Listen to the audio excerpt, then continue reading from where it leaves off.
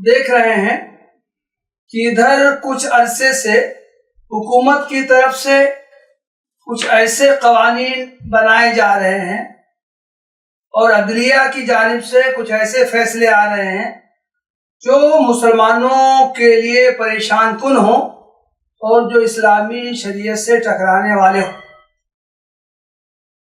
شاید یہ حکومت کے لوگ یا عدلیہ کے مناصب پر فائز لوگ یہ سمجھتے ہیں کہ اس طرح کے قوانین بنا کر یا اس طرح کے فیصلے کر کے وہ مسلمانوں کو برابر پریشان کرتے رہیں گے، ان کو الجھائے رہیں گے تاکہ وہ ملک کی تعمیر و ترقی میں اپنا کردار نہ ادا کر سکیں۔ ہم یہ دیکھ رہے ہیں کہ UCC کا ایک شوشہ چھوڑا گیا، اس کو نافذ کرنے کی باتیں کہی گئی۔ گوا میں تو بہت پہلے سے پرتگالی سول کوڈ نافذ ہے، اتراکھنڈ میں بھی 27 جنوری 2025 سے اسے نافذ کیا گیا ہے۔ گجرات میں ایک کمیٹی قائم کر دی گئی ہے جو UCC کو بنانے کے لیے۔ اسی طرح ملک کی اور بھی ریاستوں میں آسام، مدھیہ پردیش، اتر پردیش، ہماچل پردیش، راجستھان، ہریانہ، مہاراشٹر، ان ریاستوں میں بھی جو حکومت میں جو لوگ شامل ہیں ان کی طرف سے اس خواہش کا اظہار کیا گیا ہے کہ ملک میں یکساں سول کوڈ نافذ کیا جائے۔ حکومت کی طرف سے اس ارادے کا بھی اظہار کیا جاتا رہا ہے کہ تعدد ازدواج پر اور حلالہ پر بھی جلد قانون سازی کی جائے گی اور اس پر پابندی عائد کی جائے گی۔ ابھی آسام کی حکومت کا یہ فیصلہ سامنے آیا ہے کہ وہاں تعدد ازدواج پر پابندی عائد کر دی گئی ہے اور اسے ایک قابل سزا جرم قرار دیا گیا ہے۔ 10 سال کی سزا اور بھاری جرمانے کا فیصلہ کیا گیا ہے۔ حالانکہ یہ چیزیں ایسی ہیں، ایک بات عرض کر دوں، ابھی تعدد ازدواج کا میں نے تذکرہ کیا ہے، ایسا سمجھا جاتا ہے کہ تعدد ازدواج یہ مسلمانوں میں سب سے زیادہ پایا جاتا ہے، حالانکہ متعدد سروے ایسے ہو چکے ہیں کہ ایک سے زیادہ بیویاں رکھنے کا رجحان ہندوؤں میں زیادہ ہے، اس کا تناسب ان میں زیادہ ہے۔ تو یہ بات بالکل مہمل ہے، غلط ہے، سروے سے ثابت نہیں ہے کہ مسلمانوں میں تعدد ازدواج سب سے زیادہ پایا جاتا ہے۔ 3 طلاق پر پابندی ہم جانتے ہیں کہ 2019 میں یہ قانون بنایا گیا، اس کو منظوری دی گئی کہ 3 طلاق اگر کوئی شخص دے دے ایک ہی موقع پر تو وہ نافذ ہی نہیں ہوگی، ایک بھی طلاق نہیں مانی جائے گی۔ قانون میں جو مغالطے ہیں، جو تضادات ہیں، اس کا اندازہ آپ اس سے کر سکتے ہیں کہ جب ایک عمل جو کیا گیا ہے وہ انویلڈ ہے، کسی نے 3 طلاق دی ہے تو وہ نافذ ہی نہیں ہوگی، تو اس کو کس عمل کی سزا دی جائے؟ ساتھ ہی یہ فیصلہ کر دیا گیا ہے کہ اس کو جو شخص ایک سانس میں ایک موقع پر 3 طلاق دے گا تو اس کو 3 سال جیل کی سزا دی جائے گی اور پھر وہ اس پورے عرصے میں اپنی بیوی کی کفالت کا بھی ذمہ دار ہوگا۔ عجیب بات ہے، جب 3 طلاق جو دی گئی ہے وہ نافذ ہی نہیں ہوئی تو اس کو سزا کیوں دی جائے؟ اور اگر سزا اس کو دی گئی، جیل میں ڈال دیا گیا، تو وہ کیسے اپنی بیوی کی کفالت کر سکے گا؟ قانون ان سب باتوں سے خاموش ہے۔ اسی طرح ایک موضوع جو ہائی لائٹ کیا گیا ہے وہ ہے طلاق حسن۔ 17 اگست 2022 میں ایک خاتون تھیں بے نظیر حنا، ان کی طرف سے اس کے خلاف عرضی داخل کی گئی۔ ان کے شوہر نے کسی بات پر طلاق دے دی اور براہ راست طلاق دینے کے بجائے انہوں نے وکیل کا سہارا لیا، وکیل کے ذریعے ان کو طلاق بھجوائی۔ اس کے خلاف یہ خاتون، جن کے بارے میں یہ بتایا گیا ہے کہ وہ صحافی بھی ہیں، انہوں نے سپریم کورٹ میں عرضی داخل کی کہ براہ راست اگر کوئی طلاق نہ دی جائے، کسی وکیل کے ذریعے دی جائے تو وہ انویلڈ ہونا چاہیے۔ دوسری انہوں نے یہ دلیل دی کہ یہ انسانی حقوق اور انسانی مساوات کے خلاف ملک کے دستور میں جو دفعات ہیں جن میں کہ حقوق کی ضمانت دی گئی ہے، مرد عورت دونوں کے درمیان جو مساوات کی بات کہی گئی ہے، تو یہ گویا کہ طلاق حسن ان بنیادی جو دستور کی دفعات ہیں ان کے یہ خلاف ہے، اس لیے اس پر پابندی عائد کی جائے۔ انہوں نے عدالت سے مطالبہ کیا کہ وہ مرکزی حکومت کو پابند کرے کہ وہ ایسے قوانین وہ بنائے جس سے یہ جو مرد عورت کی تفریق ہے جو ختم ہو، اور طلاق حسن پر بھی پابندی عائد کی جائے۔ 2022 سے یہ مقدمہ چل رہا ہے۔ ابتدا میں تو ججوں نے جو کمنٹ پاس کیے تھے اس میں تو اس طرح کی بات تھی کہ طلاق حسن میں کوئی غیر معقولیت نظر نہیں آتی، لیکن کئی سماعتوں کے بعد ابھی حال میں 20 نومبر 2025 میں یہ جو مقدمہ جو 3 رکنی ججوں کی جو بینچ تھی اس میں اب تک سنا جا رہا تھا، 20 نومبر کو اس میں ججوں کی طرف سے یہ رائے دی گئی کہ اب اس کیس کو 5 رکنی آئینی بینچ کے حوالے کیا جائے تاکہ وہ اس پر غور و خوض کر کے صحیح وہ نتیجے تک پہنچ سکے۔ جو آرگومنٹ دیے گئے ہیں طلاق حسن پر پابندی کے حق میں، تو صحیح بات تو یہ ہے کہ وہ تو ایک طلاق پہ بھی وہ نافذ ہو جاتے ہیں۔ لوگ کہتے ہیں کہ طلاق تو مردوں کو طلاق دینے کا حق دیا گیا ہے اور یہ چیز مرد عورت کے درمیان مساوات کے خلاف ہے، تو گیا کہ اسی طرح کا حق عورت کو بھی دیا جانا چاہیے۔ یہ ان لوگوں کی دلیل ہے۔ محترم بھائیوں، اس تفصیل کی روشنی میں ہم سمجھ سکتے ہیں کہ حکومت کی طرف سے بھی اور عدلیہ کی طرف سے بھی ایسے قوانین بنائے جا رہے ہیں، ایسے فیصلے کیے جا رہے ہیں جو معقولیت سے خارج ہیں، اس میں ذرا سی بھی نہ سنجیدگی پائی جاتی ہے، نہ عقلی اس میں کوئی استدلال پایا جاتا ہے۔ فاضل جج جو ہیں، اسلام کی جو بنیادی تعلیمات ہیں اور خاص طور سے جو آئلی تعلیمات ہیں ان میں کیا معقولیت پائی جاتی ہے اس پر یہ حضرات غور ہی نہیں کرتے ہیں، اور پھر اپنے طور سے جو فیصلے کرتے ہیں وہ اسلامی تعلیمات سے، اسلام کے آئلی احکام سے بھی ٹکرانے والے ہوتے ہیں۔ میں آپ کے سامنے اسلام کا جو نظام طلاق ہے اس کے بارے میں کچھ بنیادی باتیں عرض کروں گا، اس سے ہم سمجھ سکتے ہیں کہ یہ جو 3 طلاق پر پابندی کا جو قانون جو منظور ہوا ہے وہ بھی انتہائی غیر معقول ہے، اور اب یہ جو طلاق حسن کے بارے میں بھی آواز اٹھائی جا رہی ہے اور اس پر بھی پابندی کا مطالبہ کیا جا رہا ہے، یہ بھی عقل و انصاف سے بالکل بعید ہے۔ محترم بھائیوں، طلاق کوئی پسندیدہ عمل نہیں ہے، طلاق ایک ضرورت ہے۔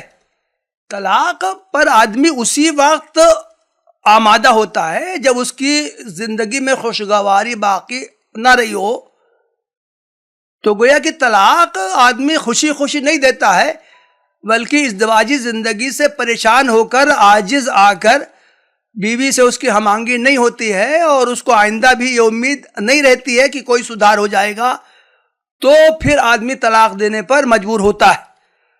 تو گویا کہ طلاق ایک پسندیدہ عمل نہیں ہے، بلکہ ایک یہ مجبوری کا عمل ہے۔ اس کو ہم ایک مثال سے سمجھ سکتے ہیں۔ آدمی کو چھوٹی موٹی کوئی بیماری ہو، آدمی اس کا علاج کرواتا ہے، لیکن اگر تمام تدابیر کے بعد بھی علاج ممکن نہ ہو، انسان کا کوئی عضو ہے اس میں انفیکشن ہو گیا ہے، انفیکشن وہ پھیل رہا ہے، اندیشہ ہے کہ اگر علاج نہیں کیا گیا تو پورا بدن اس کا شکار ہو جائے گا، تو مجبوری میں آپریشن کا فیصلہ کیا جاتا ہے۔ تو گویا کہ اگر ڈاکٹر کہے کہ تمہارا یہ ہاتھ تو سڑ رہا ہے، اگر تم نے آپریشن نہیں کروایا تو تمہارا انفیکشن پورے بدن میں پھیل جائے گا، تم کو آپریشن کرانا ضروری ہے، تو مجبوری ہی میں آپریشن کراتا ہے۔ دوسری بات یہ ہے، آپریشن میں کچھ غلطیاں بھی ہو سکتی ہیں۔ ڈاکٹر کو آپریشن دائیں آنکھ کا کرنا تھا، اس نے بائیں آنکھ کا کر دیا، جو اچھی آنکھ تھی۔ گردہ کا آپریشن ہونا ہوتا ہے، جو گردہ اچھا ہے اسی کو کاٹ کے نکال دیتے ہیں۔ تو اگر آپریشن یہ غلط ہو جائے تو کیا کوئی معقول آدمی یہ کہتا ہے کہ آپریشن پر ہی پابندی عائد کر دینی چاہیے، آئندہ سے اب کوئی آپریشن نہیں ہوگا اس لیے کہ آپریشن صحیح نہیں ہو رہا ہے، غلط ہو رہا ہے؟ کوئی معقول بھی شخص نہ تو آپریشن پر پابندی عائد کرنے کا اعلان کرتا ہے اور نہ یہ کہتا ہے کہ آئندہ سے اس طرح کا کوئی عمل نہیں ہوگا، بلکہ جو غلطی ہوتی ہے اس کو سدھارنے کی بات بھی کہی جاتی ہے۔ تو اسی طرح سوچنا چاہیے کہ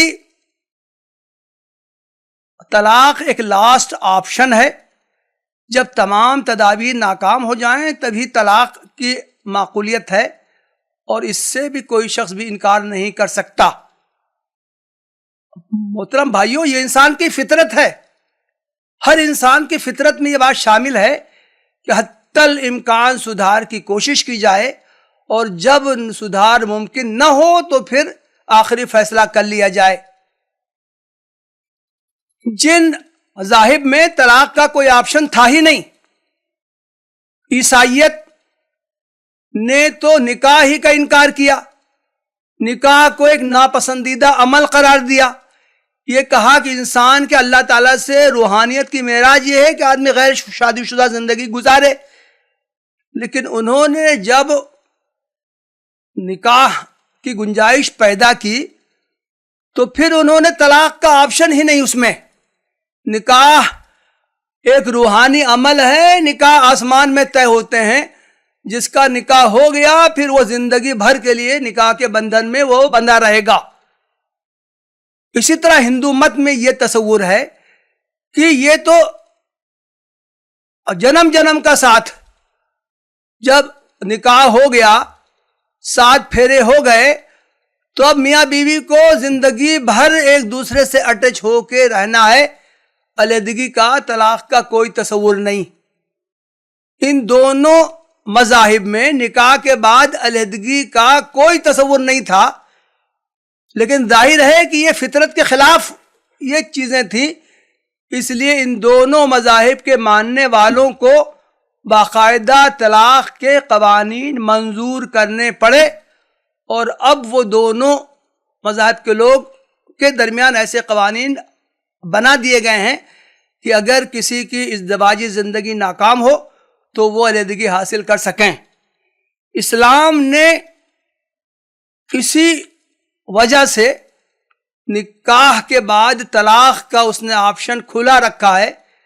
اسلام کے نزدیک جہاں نکاح ایک عبادت ہے، انسان کی پوری زندگی عبادت کے دائرے میں آتی ہے، اسی طرح ازدواجی تعلق، نکاح بھی عبادت کی حیثیت رکھتا ہے، لیکن ساتھ ہی اسے ایک سوشل کنٹریکٹ بھی کہا گیا ہے۔ نکاح ایک سوشل کنٹریکٹ ہے، تو جس طرح کوئی بھی کنٹریکٹ جس طرح وجود میں آ سکتا ہے، اسی طرح وہ ختم بھی ہو سکتا ہے۔ اس لیے اسلام نے نکاح کے بعد پھر اس کو ختم کرنے کا بھی آپشن باقی رکھا ہے۔ لیکن جیسا کہ میں نے عرض کیا، یہ اسلام کا لاسٹ آپشن ہے، آخری آپشن ہے۔ جب تمام تدابیر ناکام ہو جائیں تب وہ نکاح کی اجازت دیتا ہے، ورنہ اسلام کی بنیادی تعلیمات یہ ہے کہ نکاح کو پائیدار ہونا چاہیے۔ اس تعلق سے اسلام کی کیا تعلیمات ہیں میں آپ کے سامنے عرض کرتا ہوں۔ اصل چیز تو یہ ہے کہ اسلام یہ چاہتا ہے کہ نکاح پائیدار ہو۔ قرآن مجید میں ایک مقام پر کہا گیا وَأَخَذْنَ مِنْكُمْ مِيثَاقًا غَلِيظًا، عورتوں نے تو تم سے ایک مضبوط عہد لیا تھا۔ نکاح کو قرآن میثاق غلیظ قرار دیتا ہے، ایک مضبوط بندھن، بہت مضبوط، طاقتور، نہ ٹوٹنے والا ایک معاملہ۔ اسی طرح شوہر بیوی دو الگ الگ خاندانوں سے آتے ہیں، الگ الگ ان کا مزاج ہوتا ہے، الگ الگ رہن سہن ہوتا ہے، تو ظاہر ہے کہ ان کے درمیان فرق ہو سکتا ہے۔ قرآن کی بنیادی تعلیم یہ ہے کہ شوہر کو بیوی کے ساتھ عمدہ بہترین سلوک کرنا چاہیے، اور اگر بیوی کی طرف سے کچھ کوتاہی کا مظاہرہ ہو تو اس کو معاف کرنا چاہیے۔ قرآن میں بڑی لطیف بات کہی گئی ہے، اللہ تعالیٰ کا ارشاد ہے وَعَاشِرُوهُنَّ بِالْمَعْرُوفِ، بیویوں کے ساتھ تم بہتر سلوک کرو۔ فَإِن كَرِهْتُمُوهُنَّ فَعَسَىٰ أَن تَكْرَهُوا شَيْئًا وَيَجْعَلِ اللَّهُ فِيهِ خَيْرًا كَثِيرًا، اگر تم اپنی بیویوں کو ناپسند کرو تو تمہیں یہ سوچ لینا چاہیے کہ جس کو تم ناپسند کر رہے ہو سکتا ہے کہ اللہ تعالیٰ نے اس میں بہت سی خوبیاں رکھی ہوں۔ قرآن کا انداز کتنا لطیف ہے، اس کا آپ اندازہ کریں۔ یہ نہیں کہا قرآن میں کہ اگر تم عورت میں ایک خامی دیکھو، دو خامی دیکھو، تین خامی دیکھو، نہیں، عورت کا پورا وجود تم ناپسند کرتے ہو تو بھی تمہیں یہ سوچ لینا چاہیے کہ اللہ تعالیٰ نے کسی کو شر مجسم نہیں بنایا ہے، کسی کے اندر بس خامیاں ہی خامیاں ہوں ایسا نہیں بنایا ہے۔ ہر مرد، ہر عورت، ہر انسان خوبیوں اور خامیوں کا مجموعہ ہوتا ہے، تو اگر تم کو تمہاری بیوی میں کچھ خامیاں نظر آ رہی ہیں تو تم کو یہ سوچ لینا چاہیے کہ اللہ تعالیٰ نے اس میں کچھ خوبیاں بھی ضرور رکھی ہوں گی۔ حدیث میں ہے کہ اللہ کے رسول نے فرمایا لا یفرق مؤمن مؤمنۃ ان کرہ منہا خلقا رضی منہا آخر، کوئی مومن مرد کسی مومن عورت میں خامی نہ تلاش کرے، برائی نہ دیکھے۔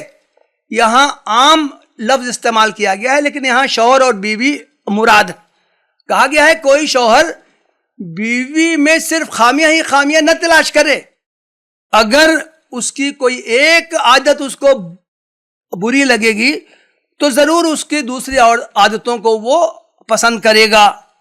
اسی طرح قرآن مجید میں جو مرد و عورتوں کے حدود بیان کیے گئے ہیں، ایک آیت بہت اہم ہے۔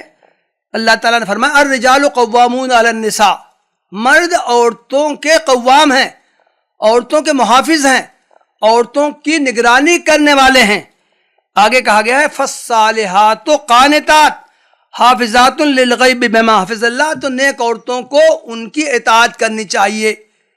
تو گویا کہ مرد اور عورت کے درمیان جو تعلق ہے اصل، اس کا تذکرہ کیا گیا ہے کہ مردوں کی ذمہ داری ہے کہ عورتوں کی حفاظت کریں، نگرانی کریں، ان کی ضروریات پوری کریں، اور اچھی نیک عورتوں کی ذمہ داری یہ ہے کہ اپنے شوہروں کی اطاعت کریں۔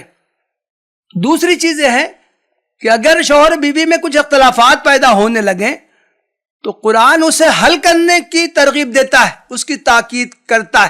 نہیں کوئی بات، ایک دو بات بری لگ گئی، بیوی نے بات نہیں مانی، شوہر نامدار کی پیشانی پہ بل چڑھ گئے، غصہ آ گیا، بس انہوں نے دھڑ سے طلاق دے دی.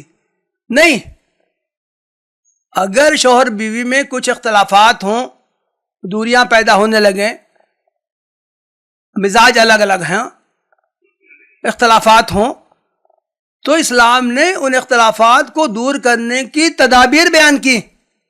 سورہ النساء کی آیت ہے واللاتی تخافون نشوزہن فعظوہن واہجروہن فی المضاجع واضربوہن فإن اطعنکم فلا تبغوا علیہن سبیلا. جن عورتوں سے تم کو سرکشی کا اندیشہ ہو ان کو سمجھاؤ بجھاؤ، خوابگاہوں میں ان سے علیحدگی اختیار کرو اور ان کو مارو، لیکن اگر وہ اطاعت کریں تو پھر ان پر زیادتی کرنے کا تم کو کوئی حق نہیں ہے. عورت کی طرف سے ایک نافرمانی کا اظہار ہو، شذوذ کا اظہار ہو. نشوز ایک خاص تعبیر ہے. نشوز کہتے ہیں بیوی اپنے آپ کو شوہر سے بڑا سمجھنے لگے. آج کل اس کی مختلف صورتیں ہو سکتی ہیں. شوہر سے زیادہ بیوی کما رہی ہے، سماجی حیثیت میں شوہر سے زیادہ ہے بیوی، زیادہ مال و جہیز وغیرہ لے کے آئی ہے، تو پھر ایسی عورتیں اپنے آپ کو شوہر سے بڑا سمجھنے لگتی ہیں، ان کی بات نہیں سنتی. تو قرآن نے جو نظام خاندان جو بنایا ہے اس میں شوہر کو بالادستی دی ہے، عورت کو شوہر کی بات ماننی ہے. لیکن اگر عورت سرتابی کرنے لگے، نافرمانی کرنے لگے، شوہر کی اطاعت وہ نہ کرے، اپنے آپ کو شوہر سے بڑا سمجھنے لگے، تو بھی حکم دیا گیا ہے کہ شوہر سمجھائے بجھائے، خوابگاہوں میں بستر اس سے الگ رہے. یہ ایک بہت سخت سزا ہے. وَاهْجُرُوهُنَّ فِي الْمَضَاجِعِ، بستر میں عورت کو تنہا چھوڑ دو. یہ مطلب نہیں ہے کہ الگ الگ کمروں میں رہو، نہیں، ساتھ میں رہتے ہوئے، بستر پر یکجا رہتے ہوئے بھی عورت کی طرف التفات نہ کرو. یہ عورت کے لیے اتنی بڑی سزا ہے کہ اس سے بڑی سزا کا تصور نہیں کیا جا سکتا. جو عورت نافرمان ہو، اس سے بھی قابو میں نہ آئے تو اس کو کہا گیا ہے اس کو مارو. حدیث میں تشریحات بھی ہے مارنے کا مطلب کیا ہے. حضرت عبداللہ ابن عباس نے عمل کر کے دکھایا. ایک مسواک ان کے ہاتھ میں تھی، کہا اس سے یوں مارو. کیا ایسے مارنے سے عورت کی ہڈی ٹوٹ جائے گی؟ نہیں.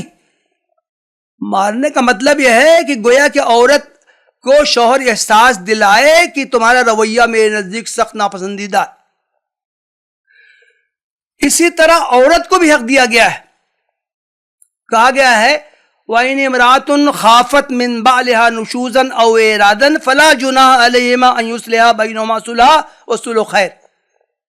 اگر عورت کو یہ احساس ہو اس کے شوہر کی طرف سے کہ وہ سرکشی اختیار کر رہا ہے، وہ اس سے اعراض کر رہا ہے، اس کے حقوق ادا نہیں کر رہا ہے صحیح طریقے سے، تو دونوں آپس میں کچھ باتوں پر صلح کر لیں، اور صلح بہتر ہے. صلح کا مطلب یہ نہیں ہوتا ہے کہ کسی ایک فریق کی 100% بات مان لی جائے گی، دوسرے فریق کی 100% بات رد کر دی جائے گی، بلکہ مصالحت میں کمپرومائز ہوتا ہے. دونوں کی کچھ باتیں مانی جائیں گی، کچھ باتیں نہیں مانی جائیں گی. تو قرآن یہ مشورہ دیتا ہے کہ صلح و صفائی بہتر ہے علیحدگی کے مقابلے میں. اس لیے شوہر کو بھی اور بیوی کو بھی صلح پر آمادہ ہو جانا چاہیے. تو آئیڈیل تو یہ ہے کہ جب شوہر بیوی میں تنازعات ہونے لگیں تو دونوں آپس میں تنہا، صرف شوہر اور بیوی، حتیٰ کہ گھر میں اور کوئی تیسرا ہو، ساس سسر ہو یا اور کوئی بھی ہو، ان کو بھی خبر نہ ہو پائے، وہ آپس میں مصالحت کے روش اختیار کر لے. لیکن اگر ان کی انفرادی کوششوں سے صلح صفائی نہیں ہو پا رہی ہے، اختلافات دور نہیں ہو پا رہے ہیں، تو قرآن اہل خاندان کو حکم دیتا ہے کہ ان کے درمیان صلح صفائی کرانے کی کوشش کریں.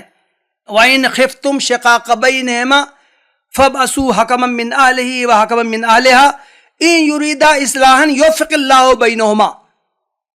اگر تمہیں دونوں کے درمیان اختلافات، شکایات، تنازعات، دوریوں کا اندیشہ ہو تو ایک حکم، فیصلہ کرنے والا شوہر کے خاندان سے، اور دوسرا فیصلہ کرنے والا حکم بیوی کے خاندان سے لو. دونوں مل بیٹھ کر بیٹھے. اگر وہ اصلاح چاہیں گے تو اللہ تعالیٰ ضرور اس کی توفیق دے گا. کون اصلاح چاہیں گے؟ شوہر چاہے گا، بیوی چاہے گی، شوہر کے خاندان والے چاہیں گے، بیوی کے خاندان والے چاہیں گے. تو ضرور اللہ تعالیٰ اس کو اس کی توفیق دے گا۔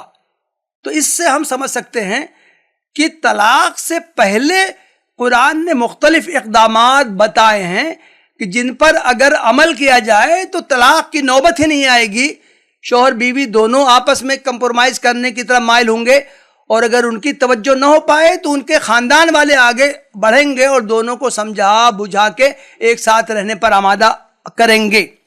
آخری صورت یہ ہے کہ اگر تمام کوششیں کر لی جائیں، کامیابی نہ ملے، تو پھر قرآن طلاق کی اجازت دیتا ہے۔ لیکن ایک بات میں یہ عرض کر دوں، اسلام کا نظام طلاق اتنا پاکیزہ ہے، اتنا سسٹمک ہے، ایسے اس میں نکات شامل کیے گئے ہیں، اگر ان تمام نکات پر قرآن کے بتائے ہوئے طریقوں کے مطابق عمل کیا جائے تو طلاق کے امکانات کم سے کم ہو جاتے ہیں۔ طلاق کا کیا طریقہ بیان کیا گیا ہے؟ طلاق کی دو قسمیں کی گئی ہیں، طلاق سنت اور طلاق بدعت، یعنی غیر مسنون طریقے سے طلاق دی جائے۔ طلاق سنت کیا ہے؟ صرف ایک طلاق دی جائے۔ یہ جو ہمارے سماج میں رائج ہو گیا ہے 3 طلاق، شوہر نامدار کو غصہ آیا، انہوں نے فوراً طلاق طلاق طلاق دے دیا، یہ غیر شرعی طریقہ ہے، غیر یہ پسندیدہ طریقہ ہے۔ اسلام کی تعلیم میں ہے کہ اگر مجبوری میں طلاق دینے کی ضرورت ہو تو صرف ایک طلاق دی جائے۔ سماج میں اتنی زیادہ ناواقفیت پھیلی ہوئی ہے، اگر طلاق کی نوبت آ جاتی ہے، کسی نے شوہر یا بیوی کی طرف سے ایڈوکیٹ کے پاس گئے اور کہا کہ طلاق نامہ تیار کر دیجئے، کتنی طلاق دینی ہے یہ بات نہ کہی گئی ہو تو بھی ایڈوکیٹ حضرات لازماً پیپرز میں 3 طلاق کی بات لکھ دیتے ہیں۔ یہ سراسر ناواقفیت اور جہالت کی بات۔ اسلام کا پسندیدہ حکم یہ ہے کہ اگر طلاق دینے کی نوبت آ جائے تو صرف ایک طلاق دی جائے۔ وہ طلاق عورت کی پاکی کی حالت میں دی جائے۔ تیسری بات ہے کہ اس پاکی کی حالت میں جس میں کہ شوہر نے بیوی سے جنسی تعلق قائم نہ کیا ہو۔ طلاق کے بعد لازماً عورت شوہر کے گھر ہی میں رہے اور حسب سابق وہ زیب و زینت اختیار کرے، صرف اس کو جنسی تعلق سے روکا گیا ہے۔ عدت جو 3 ماواری ہے، وہ عدت پوری ہوتے ہی یہ رشتہ ہمیشہ کے لیے ختم ہو جائے گا۔ مرد آزاد ہو گیا، بیوی آزاد ہو گئی، دونوں اپنا رشتہ چاہے جہاں کر سکتے ہیں، لیکن عملاً ان کا رشتہ دوسری جگہ نہیں ہو پایا۔ 6 مہینے گزر گئے، سال بھر گزر گئے، 2 سال گزر گئے، دونوں کا دوسرا رشتہ نہیں ہو پایا۔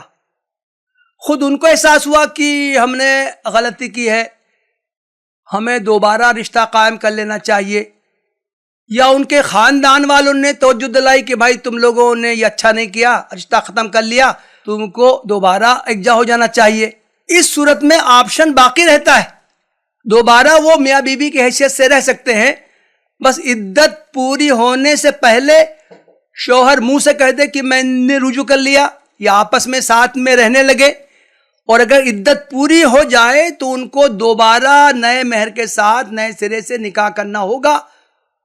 تو یہ جو اسلام کا بتایا ہوا جو پسندیدہ جو طریقہ ہے، جو مسنون طریقہ ہے، اس میں آپ اندازہ کریں، ایک تو جب طلاق کے بعد بیوی شوہر کے ساتھ رہے گی، زیب و زینت اختیار کرے گی، 3 ماواری تک مسلسل رہے گی، شوہر کی نگاہوں کے سامنے ہی رہے گی، تو اس میں شوہر کو بھی بیوی کو بھی اپنے رویوں پر غور کرنے کا موقع ملے گا۔ اور اگر 3 مہینے گزر گئے، شوہر نے رجوع نہیں کیا، تو بعد میں وہ جب چاہیں دوبارہ نکاح بیوی کی مرضی سے ان کا ہو سکتا ہے۔ طلاق بدعت کیا ہے؟ طلاق بدعت یہ ہے کہ حیض کی حالت میں طلاق دی جائے، یا اس پاکی کی حالت میں طلاق دی جائے جس میں کہ شوہر جنسی تعلق قائم کر چکا ہو، یا ایک ہی سانس میں 3 طلاق دے دی جائے۔ محترم بھائیو، ہمارے سماج میں جو 3 طلاق کا رواج عام ہو گیا ہے، یہ بالکل غلط طریقہ ہے، غیر شرعی طریقہ ہے، اس کو طلاق بدعت کہا گیا ہے، ناپسندیدہ طریقہ ہے۔ لیکن فقہا یہ کہتے ہیں کہ کوئی نامعقول آدمی ہے، اس نے ایسی حرکت کر دی ہے تو پھر وہ طلاق نافذ ہو جائے گی۔ اس میں ایک اختلاف یہ پایا جاتا ہے کہ حنفی علماء کہتے ہیں کہ اگر کسی نے ایک ہی مجلس میں 3 مرتبہ طلاق دی تو تینوں نافذ ہو جائیں گی۔ اہل حدیث حضرات اور کچھ علماء ہیں، علامہ ابن تیمیہ، علامہ ابن قیم، یہ حضرات کہتے ہیں کہ ایک مجلس میں صرف ایک ہی طلاق باقی ہوگی، آدمی چاہے جتنی طلاق دے دے۔ غور کرنے کی بات ہے، ہم زندگی کے ہر معاملے میں جتنی ضرورت ہوتی ہے اتنا ہی وہ کام کرتے ہیں۔ ہمیں پیاس لگی ہے، ایک گلاس میں ہماری پیاس بجھ جائے تو ہم 5 گلاس پانی نہیں پیتے ہیں۔ بھوک لگی ہے، 2 روٹی میں ہمارا پیٹ بھر گیا ہے، ہم 10 روٹی نہیں کھاتے ہیں۔ چھوٹے بچے نے شرارت کی ہے، ہم اس کو ایک چپت لگا دینا کافی سمجھتے ہیں، ڈنڈے سے اس کا سر نہیں پھوڑ دیتے ہیں۔ ڈاکٹر نے کے پاس ہم گئے ہیں، ڈاکٹر نے 5 روز کی دوا دی ہے، صبح دوپہر شام کو کھانا، ہم 15 خوراکیں ایک ساتھ نہیں ہضم کر لیتے ہیں۔ تو جب زندگی کے ہر معاملے میں ہم اتنا ہی کام کرتے ہیں جتنے کی ضرورت ہوتی ہے، تو طلاق کے معاملے میں جب ایک طلاق سے رشتہ ہمیشہ کے لیے ختم ہو سکتا ہے اور اس میں جڑنے کا آپشن بھی موجود رہتا ہے، تو پھر ایک طلاق سے زیادہ طلاق کیوں دیا جائے؟ قرآن کا منشا یہ معلوم ہوتا ہے کہ 3 چانس دیے جائیں۔ قرآن میں جو ہے طلاق و مرتان، بعض لوگوں نے اس کی یہ تفسیر کی ہے کہ 3 چانس، ایک بار شوہر بیوی میں انبن ہو گئی، شوہر نے طلاق دی، بعد میں پھر رجوع کر لیا، دونوں میاں بیوی کی حیثیت سے رہنے لگے، پھر کچھ دنوں کے بعد پھر ان میں اختلاف ہو گیا، انبن ہو گئی، تنازع ہو گیا، پھر شوہر نے ایک طلاق دی، پھر ان میں علیحدگی ہو گئی، پھر دونوں میں نباہ ہو گیا، مصالحت ہو گئی۔ اب قرآن کہتا ہے دیکھو یہ طلاق بچوں کا کھیل نہیں ہے، سوچ، اب یہ آخری چانس ہے، اگر کبھی تم کو طلاق دینا ہے تو سوچ سمجھ کے دو، اور یہ اس کے بعد تم اس عورت سے ہمیشہ کے لیے محروم ہو جاؤ گے۔ محترم بھائیوں، ایک بات میں اور عرض کرنا چاہتا ہوں، اسلام کی جو تعلیمات ہیں طلاق کے بارے میں، اگر ان تعلیمات پر صحیح طریقے سے عمل کیا جائے تو اصلاً طلاق کو شوہر کے لیے سزا بنایا گیا تھا۔ طلاق کا نظام عورت کے فائدے والی چیز تھی۔ شوہر کے لیے سزا یہ ہے کہ شوہر نے جب نکاح کیا، بیوی کو مہر دیا، اس کا نان و نفقہ برداشت کیا، تحفے تحائف دیے، سکنا دیا، اس کو رہائش فراہم کی۔ اگر ایسے شوہر نے 1 طلاق دی، 2 طلاق دی، 3 طلاق دی، تو عورت سے تو وہ محروم ہو گیا۔ گویا قرآن بطور سزا یہ کہتا ہے کہ اگر تم نے تیسری بار بھی طلاق کی حرکت کی تو تم اس عورت سے محروم ہو جاؤ گے۔ دوسری بات ہے کہ ہر طلاق عورت کے لیے فائدہ مند ہے اگر اسلام کی تعلیمات پر عمل کیا جائے۔ اسلام نے بیوہ ہونے کو اور مطلقہ ہونے کو عیب نہیں قرار دیا ہے۔ اسلام تو دوسرے نکاح کی ترغیب دیتا ہے۔ اسلام کی ابتدائی صدیوں میں بیوگی یا طلاق عورت کا ہونا اس کے لیے عیب نہیں ہوتا تھا۔ عدت پوری ہوتے ہی اس کے پاس رشتے آ جاتے تھے، ایک رشتہ نہیں آتا تھا، کئی رشتے آ جاتے تھے۔ عورت کو انتخاب کرنا ہوتا تھا کہ میں ان میں سے کس سے نکاح کروں۔ تو اگر سماج ایسا بن جائے کہ اس میں طلاق کے بعد عورت کا دوسرا نکاح کوئی مسئلہ ہی نہ ہو، فوراً اس کا رشتہ ہو جائے، تو ظاہر ہے کہ ہر رشتے میں عورت کو مہر ملے گا، نفقہ ملے گا، سکنا ملے گا، دوسری چیزیں ملیں گی، تو اس میں عورت کے لیے کوئی نقصان کی بات نہیں تھی۔ جبکہ مرد کو سزا دی گئی کہ اگر تم نے طلاق دیا تو تم مہر جو تم نے دیا ہے وہ دیا ہے، واپس نہیں لے سکتے ہو۔ عہد نبوی میں بہت سی مثالیں ایسی پائی جاتی۔ حضرت فاطمہ بنت قیس کو ان کے شوہر نے طلاق دے دی، عدت پوری ہوتے ہی وہ اللہ کے رسول کی خدمت میں آئے کہ میرے پاس 3 رشتے آ گئے ہیں، یہ بتائیے میں کس سے رشتہ کروں؟ اللہ کے رسول نے فرمایا تم مجھ سے مشورہ کے لائی تو میں تم کو ایک چوتھا رشتہ بتاتا ہوں۔ اللہ کے رسول کے بتائے ہوئے رشتے کو انہوں نے قبول کر لیا، ان کا نکاح ہو گیا۔ تو عہد نبوی میں طلاق کے بعد دوسرا نکاح ہونا کوئی مسئلہ ہی نہیں تھا۔ ایک مثال بھی ایسی نہیں ملتی ہے کہ کسی عورت کا رشتہ ختم ہو گیا ہو اور اس کو دوسرا رشتہ اس کا نہ ہو پایا ہو۔ اب میں آخری حصے پر آتا ہوں، وہ یہ ہے کہ طلاق حسن جو آج کا موضوع ہے وہ کیا ہے؟ طلاق مسنون اور طلاق بدعت 2 قسمیں کی گئی ہیں، لیکن بعض علماء نے طلاق مسنون کے 2 حصے کر دیے، طلاق احسن اور طلاق حسن۔ طلاق احسن تو یہ ہے کہ آدمی صرف ایک طلاق دے، طہر کی حالت میں دے، جس میں اس نے جن سے تعلق نہ کیا اس میں دے، اور پھر عدت گزر جانے دے، ہمیشہ کے لیے عورت آزاد ہو گئی، وہ چاہے کہیں اور نکاح کر لے۔ طلاق حسن یہ ہے آدمی ایک طلاق دے طہر کی حالت میں، پھر عورت کو حیض آئے، حیض کے بعد جب وہ پھر پاکی کی حالت میں ہو تو مرد پھر طلاق دے، دوسرے مہینے وہ دوسری طلاق دے، پھر عورت حیض کی حالت میں آئے اور پھر جب پاک ہو تو پھر تیسری طلاق دے۔ اس طرح گویا کہ جو اس کو 3 طلاق دینے کا حق تھا وہ ایک ہی ساتھ تینوں طلاق دینے کے بجائے ایک مہینے میں 3 مہینے میں 3 کی تعداد پوری کر لے۔ اس کو طلاق حسن کہا جاتا ہے۔ بعض فقہا نے اس کو بھی طلاق مسنون میں شمار کیا ہے، لیکن مجھے اس سے اختلاف۔ وہ علماء کچھ حدیثیں پیش کرتے ہیں، حضرت عبداللہ ابن عمر نے حیض کی حالت میں اپنی بیوی کو طلاق دی، اللہ کے رسول تک معاملہ وہ پہنچا تو اللہ کے رسول نے فرمایا کہ تم اس کو واپس کر لو، جب وہ پاک ہو تو پھر طلاق دو۔ تو اس حدیث کی کچھ روایتوں میں ہے کہ حضور نے یہ فرمایا کہ تم ہر پاکی کی حالت میں طلاق دو۔ اس سے علماء نے استدلال کیا ہے کہ اس میں 3 مرتبہ طلاق دینے کا اشارہ ملتا ہے۔ تو ایک بات تو عرض کر دوں، یہ جس سند میں آئی ہے وہ سند ضعیف، دوسری سندوں میں حضرت عبداللہ ابن عمر ہی کے اسی واقعے میں دوسری سندوں سے معلوم ہوتا ہے کہ اللہ کے رسول نے صرف ایک طلاق کی بات کہی تھی، ہر طہر میں ایک کر کے 3 طلاق کی تعداد پوری کرنے کو نہیں کہا تھا۔ ایک دوسری روایت ملتی ہے حضرت عبداللہ ابن مسعود کی، یہ کوئی حدیث نہیں ہے، اللہ کے رسول کا قول نہیں ہے، بلکہ حضرت عبداللہ ابن مسعود کا اپنا قول ہے، ان کی اپنی رائے ہے کہ اسی طرح اگر آدمی کو طلاق دینا ہو تو وہ ایک کر کے ایک طہر میں 3 طلاق دے سکتا ہے۔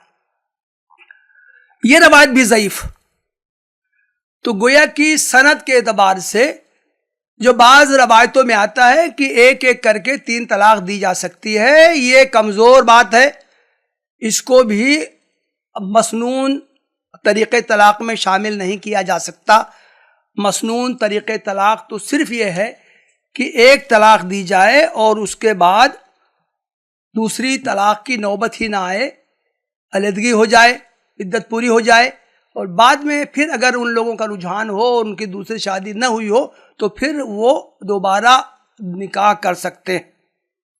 ایک بات میں یہ عرض کر کے اپنی گفتگو میں ختم کروں گا، جب طلاق کا موضوع آتا ہے تو یہ کہا جاتا ہے کہ یہ طلاق تو مرد عورت کے درمیان تو برابری ہے ہی نہیں، مرد تو جب چاہے طلاق دے دے، عورت علیحدگی چاہے تو اس کو حق ہی نہیں دیا گیا ہے۔ یہ بات بھی صحیح تناظر میں نہیں کہی جاتی۔ علیحدگی کا حق مرد کو بھی دیا گیا ہے، علیحدگی کا حق عورت کو بھی دیا گیا ہے، جس کو خلا کہا جاتا ہے۔ دونوں میں ذرا سا فرق ہے، لیکن نکاح کے نتیجے میں ساری ذمہ داریاں شریعت نے مرد پر ڈالیں۔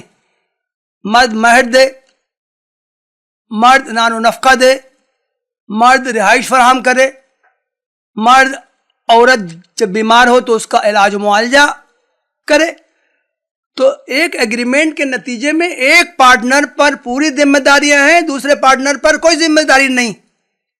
تو طلاق کا مطلب یہ ہوتا ہے کہ مرد کہتا ہے کہ آئندہ سے میں تمہاری کوئی ذمہ داری نہیں لوں گا، تم میرا کہنا نہیں مانتی ہو، نہ میں تم کو خرچ دوں گا، نہ نفقہ دوں گا، نہ رہائش فراہم کروں گا، آئندہ سے میرا کوئی تعلق نہیں. اگر عورت رہنا نہیں چاہتی ہے، عورت کو شوہر ناپسند ہے، تو اس کو بھی خلا کا حق دیا گیا ہے.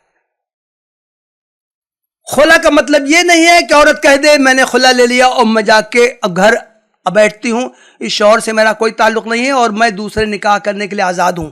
یہ نہیں، بلکہ خلا کا مطلب ہے کہ عورت شوہر سے کہے کہ میں آپ کے ساتھ اب رہنا نہیں چاہتی ہوں، تو شوہر کہے گا بھائی میں نے تو تم کو مہر دیا ہے، تم نہیں رہو گی، میں کوئی اور شادی میں کروں گا.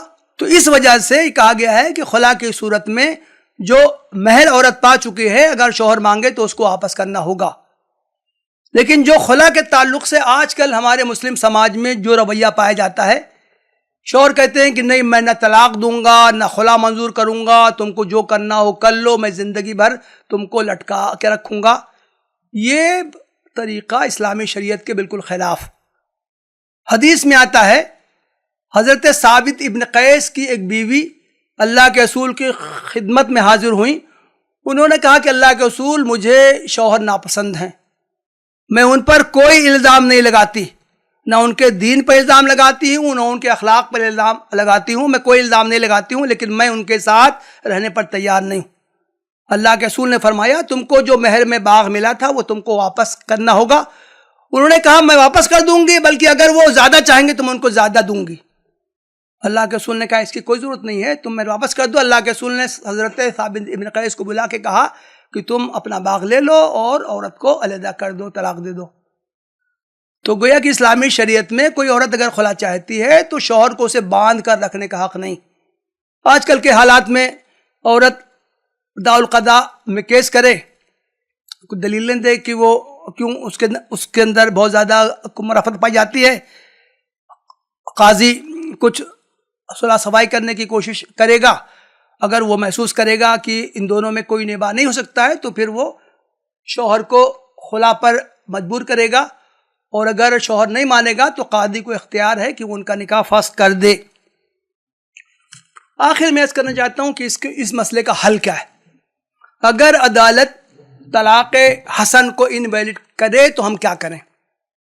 تو پہلی بات تو یہ ہے کہ جیسا کہ اسلامی شریعت میں مداخلت کی جو بھی صورتیں اختیار کی جاتی ہیں، عدالتوں سے جو فیصلے آتے ہیں، حکومت جو قوانین جو بناتی ہے، تو مسلم جو تنظیمیں ہیں ان کا جو وفاق ہے آل انڈیا مسلم پرسنل لا بورڈ، وہ اپیل کرتا ہے ہائی کورٹ میں، سپریم کورٹ میں، اور اس غلط فیصلے کو کالعدم کرانے کی کوشش کی جاتی. دوسرا حل یہ ہے کہ مسلمانوں کو بیدار کیا جائے کہ وہ اسلامی شریعت پر عمل کریں. اگر وہ مسلمان ہیں تو اسلام کی تعلیمات پر عمل کریں. وہ کیسے وہ مسلمان ہیں جو شریعت کے احکام پر عمل کرنے پر آمادہ نہیں ہے، اور غیر شرعی جو سیکولر عدالتوں سے جو فیصلے ہوتے ہیں اس کو وہ قبول کرنے کے لیے آمادہ ہوتے ہیں. تو مسلمانوں میں بھی بیداری لائی جائے، UCC نافذ ہو جائے، طلاق کے قوانین سب بن جائیں، 3 طلاق کی بن جائیں، طلاق حسن کی بھی بن جائیں. اگر کوئی مسلمان مرد کوئی مسلمان عورت ان عدالتوں میں اپنا کیس ہی وہ نہ لے جائے تو کیا وہ لوگ کیسے فیصلہ کریں گے؟ تو ظاہر ہے کہ اس معاملے میں بیداری لائی جائے، مختلف پروگرامز کیے جائیں، سیمینار، سمپوزیم، عوامی پروگرام کیے جائیں، اس طرح مسلمانوں کو آمادہ کیا جائے کہ وہ شریف پنچایتوں اور دارالقضاء وغیرہ سے اپنے اختلافات میں وہ رجوع کریں. تو ظاہر ہے کہ یہ حکومت اور یہ عدلیہ جو مسلمانوں کے خلاف وہ جو قوانین لانے کی کوشش کرتے ہیں، جو فیصلے کرتے ہیں، اس میں وہ ناکام ہوں گے. میں انہی باتوں پر اکتفا کرتا ہوں. وآخر دعوانا الحمدللہ رب العالمین.